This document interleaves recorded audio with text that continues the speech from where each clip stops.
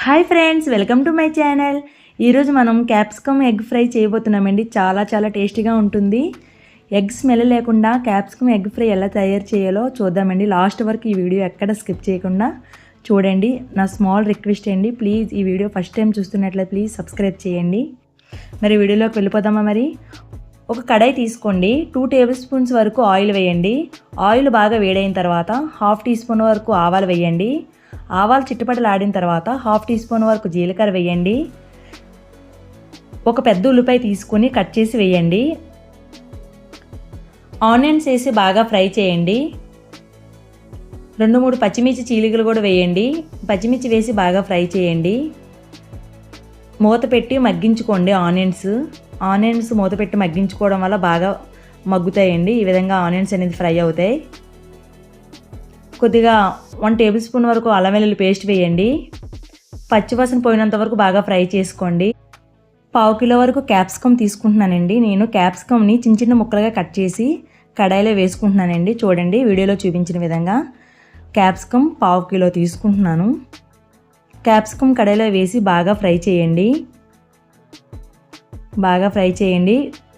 1 table spoon వరకు salt వేయండి. Salt వేసి మూత పెట్టండి. మూత పెట్టి కాసేపు మగ్గించుకున్న తర్వాత మూత తీసి చూడండి.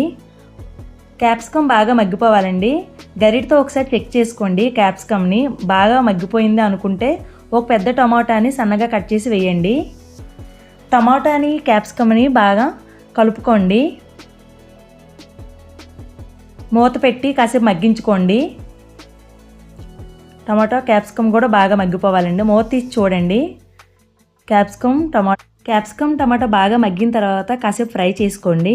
ఫ్రై అయిన తర్వాత 1/2 టీ స్పూన్ వరకు పసుపు వేయండి. పసుపు వేసి బాగా ఫ్రై చేయండి. బాగా ఫ్రై అయిన తర్వాత 3 ఎగ్స్ వరకు వేయండి.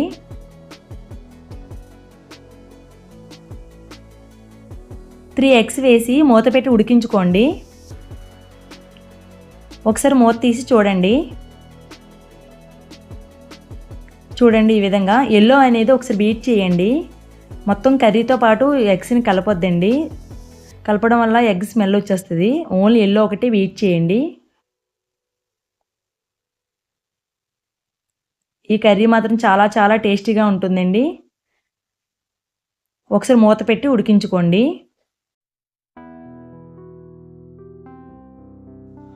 ఒకసారి మూత తీసి చూడండి. ఎగ్ అనేది ఈ విధంగా ఉడకాలండి. ఉడికిన తర్వాత రివర్స్ తీసుకొని కర్రీతో పాటు కలిపియండి.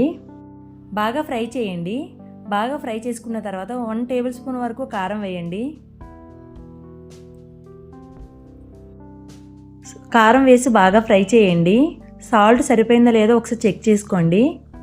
సరిపోకపోతే ఒకసారి వేసుకొని బాగా ఫ్రై చేయండి. బాగా ఫ్రై అవ్వాలండి. టేస్ట్ మాత్రం చాలా బాగుంటుంది. 1/2 టీ స్పూన్ వరకు గరం మసాలా వేయండి. గరం మసాలా వేసి కూడా బాగా ఫ్రై చేయండి. ఈ కర్రీ మాత్రం కంపల్సరీ ట్రై చేయండి. చాలా టేస్టీగా ఉంటుందండి. కొద్దిగా కొత్తిమీర కూడా వేసుకోండి. ఎగ్ స్మెల్ లేకుండా ఈ కర్రీ ఉంటుందండి. చాలా బాగుంటుందండి. ఎగ్ స్మెల్లే రాదండి. చాలా టేస్టీగా ఉంటుంది. మీరు ఈ కర్రీని ఒకసారి ట్రై చేసి ఎలా ఉందో కామెంట్ సెక్షన్లో కామెంట్ చేయండి.